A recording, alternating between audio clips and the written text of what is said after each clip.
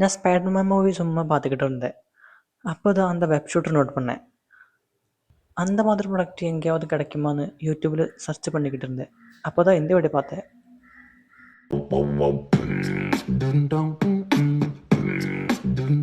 அப்போ கைஸ், நமக்கு ட்ரை பண்ணலாமா? நம்ம ப்ராடக்ட் அடைச்சாச்சு, அன்பாக்ஸ் பண்ணலாமா?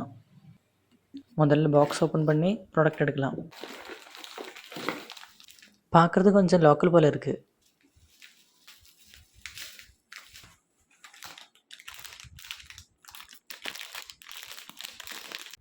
ஃப்ரெண்ட்ஸ், அப்போ நமக்கு முதல்ல அந்த க்ளவுஸை போடலாம்.